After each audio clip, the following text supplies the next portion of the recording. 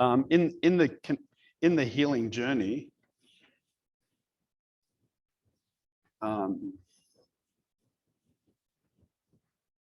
you've got the ascension process,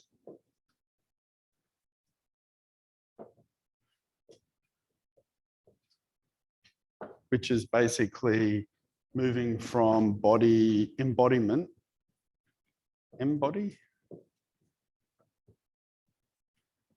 into spirit. And then you've got the dissension process,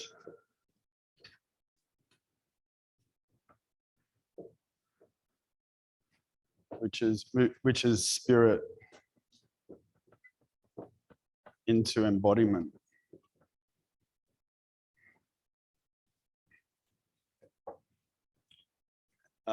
So you got these two processes, and they're happening simultaneously all the time.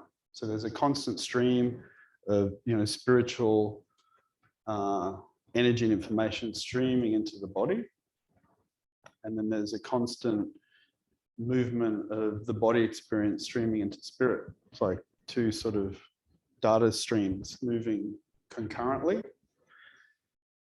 But which one do you think would happen first in a lifetime?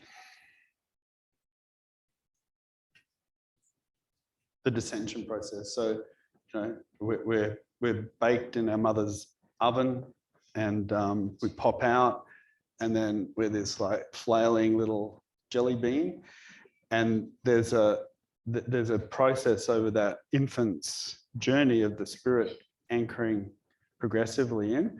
And when we have traumas or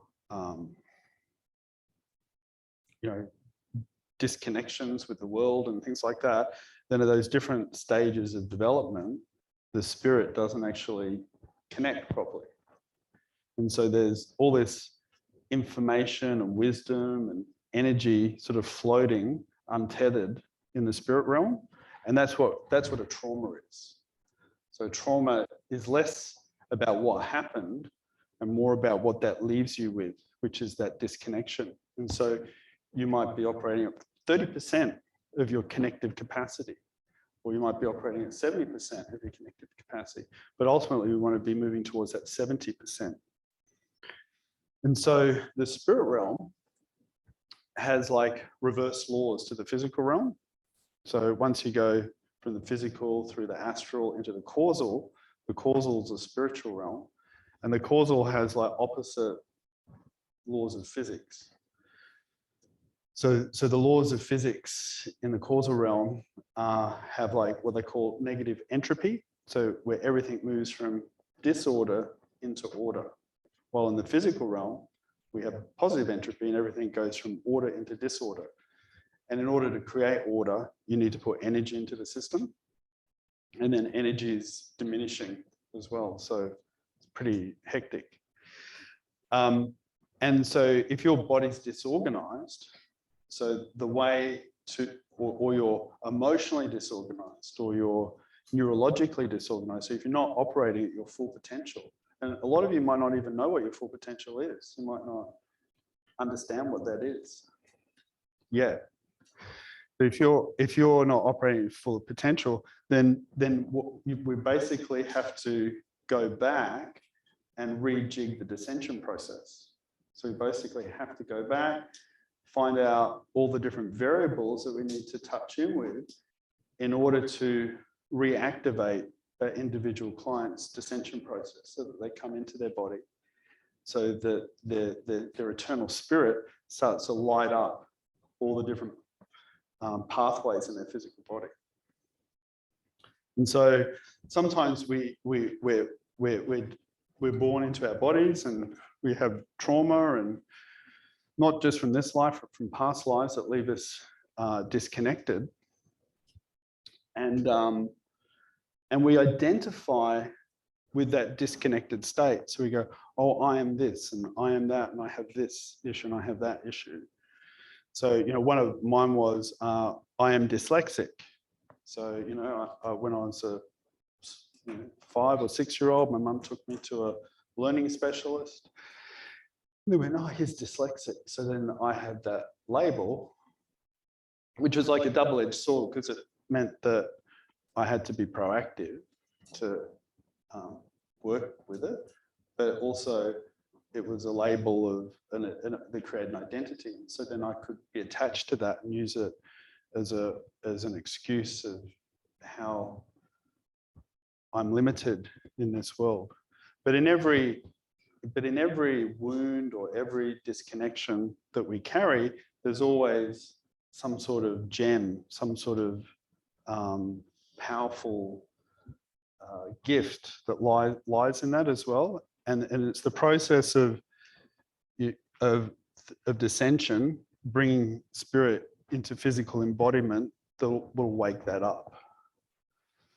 And so when we learn kinesiology, we're basically learning to be technicians that help, look at people's symptoms and then use the kinesiology to track all the disconnections that are related to those symptoms, and then find out what the body needs in order to plug those leads back in, if you like. And that could be, at an energetic level, a neurological level, an emotional level, a biochemical level. And because we're holographic, what holographic means is that everything on different levels is represented within different levels. So if I have a disconnection, it'll show up in my nervous system and how I process, or show up in my emotional states and behavioral states, or show up in my physiological function of how my organs and glands work. It'll show up in my structure, what's out of alignment and what causes pain. So each disconnection is represented across all levels and aspects of our being. Some will be more prevalent and noticeable than others, but everything is reflected across every level. So when we're doing the muscle testing, we're tapping into all the different levels that are relevant to that symptom, and then finding out from the wisdom of the body what it needs in order to reconnect those parts.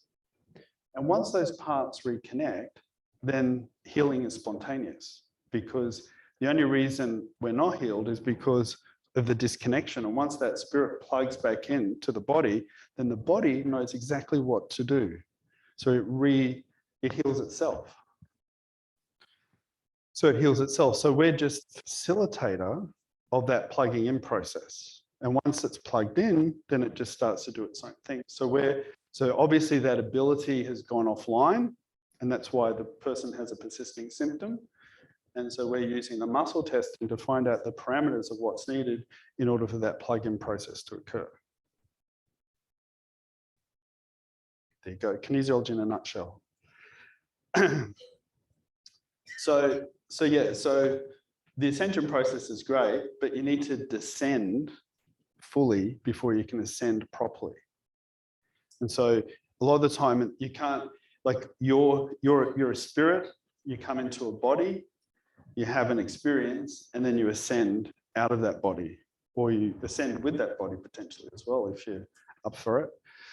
But if you don't come in and have the full experience, then you'll just keep coming back to have the experience that you didn't have. Yeah. So you'll just keep in that Groundhog Day scenario. So in order to ascend fully, you need to descend fully. And the dissension happens before the ascension. You can't ascend without descending. So you've got to heal all the bits and pieces that keep you out of that full embodiment experience. And then that's when people's lives generally start getting better. And then you can think about ascension.